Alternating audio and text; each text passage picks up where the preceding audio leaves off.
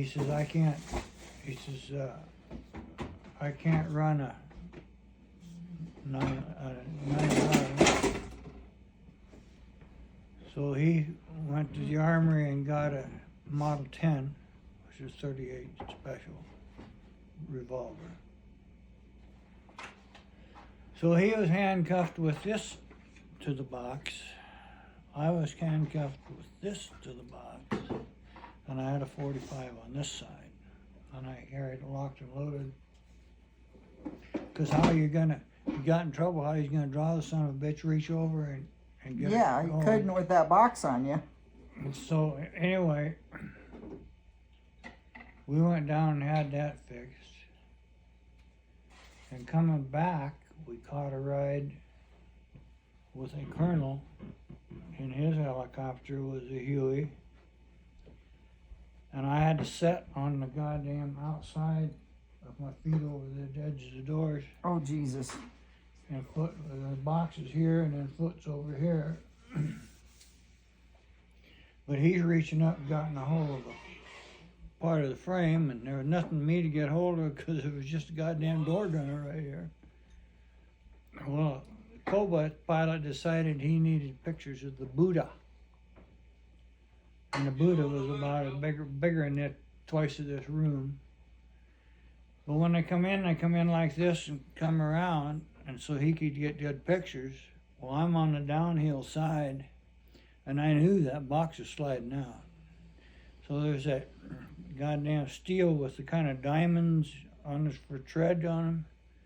And I had my fingers dug into this son of a bitch. Pretty soon the door gunner reached over and tapped me on the shoulder and he says, relax. He says, centrifugal force is going to hold you in. But I couldn't relax. Oh, I couldn't have relaxed either.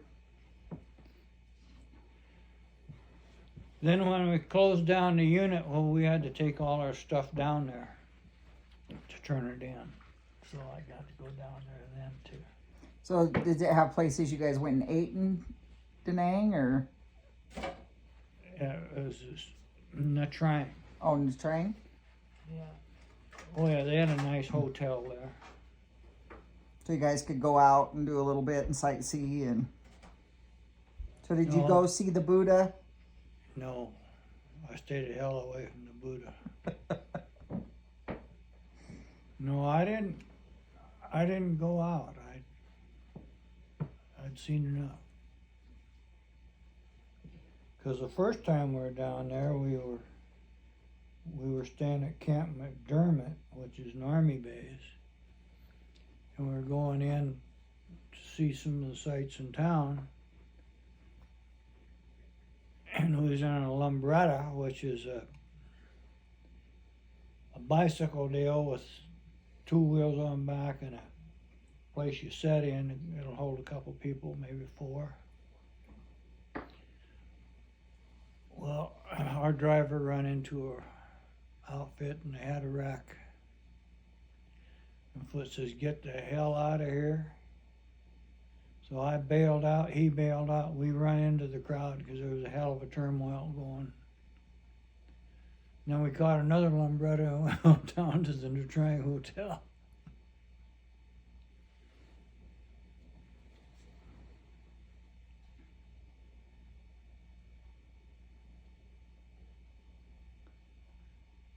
No, and at Nha Trang, it sits in kind of a cove. But out here are some goddamn islands. And they stick straight in the air. So just sea rocks. 900 feet tall. Oh, geez. Old volcanoes? I don't know what the hell they were. It was mountains that went straight up, straight wall. So I suppose did it protect that cove area? Mm-hmm.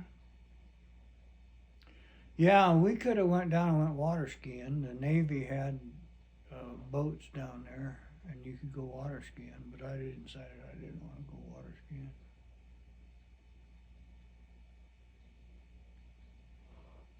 I'd never water skied in my goddamn life. I don't know why I'd want to try there. Did you ever water ski Powell's boat? I never water skied nothing. You remember Boyd Menz, don't you? Oh yeah. Well, Boyd was with a wagon train deal that went from Minneapolis, I think, and they were going to the West Coast. Oh my gosh. And they got out to the Green River, which is dammed up, you know, and very deep water. Well, they had a ski boat there and this and that and the other. So, Boyd, he was game for anything. Had a 90-foot tow rope. They forgot to tell him if he went under, let go of the rope. He went way down, and then because they stopped the boat then, and he popped up right behind it.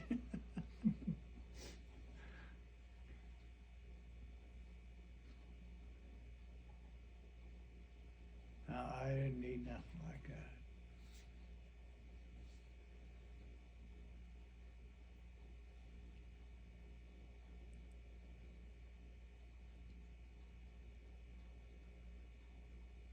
No, the only close to getting in trouble with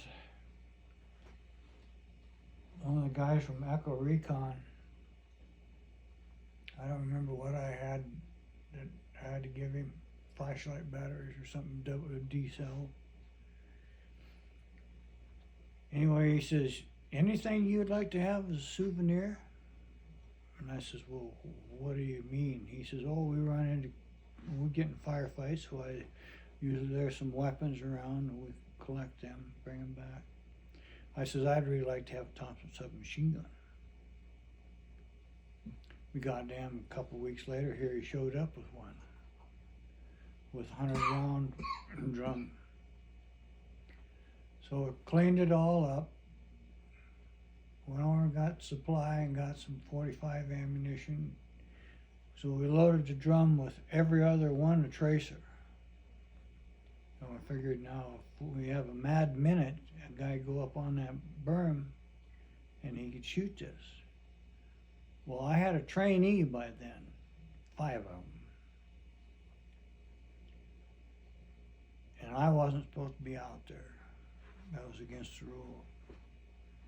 But I had to shoot that Thompson submachine gun, that's all there was to it.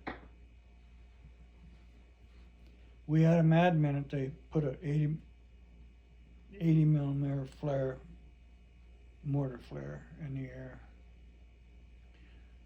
And it lights up the whole area like you arc from a welder. Jeez. Anyway, anything that was out there you could shoot at. So you tripped the trigger on that Thompson and it was like a spraying water. And you let her go and you can control it that way. Well, I had a ball. But I come off the line and here's the colonel. He said, Groper, what are you doing out of your hole? Well, I said, sir, I had to shoot this. Well, how'd it work? And I says, really well. He says, you fired the whole 100 rounds? And I says, till it quit, yeah. He says, can I see it? And I handed it to him, and he looked it over. He made sure it was empty. He says, you just traded me this for the Article 15 you was gonna get. Oh, no. So you lost the Thompson. Well, I couldn't have got it back anyway. No way I could. He might figure out how to get it back, but not me. He'd probably take it apart in pieces and send it back piece by piece.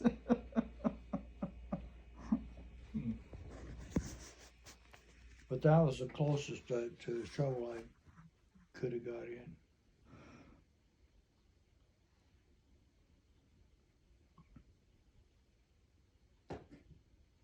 Did you ever tell her about the guarding the door to the women? That was a gate. Oh. Yeah, I guess I did get in trouble. But that was before I got to the cab.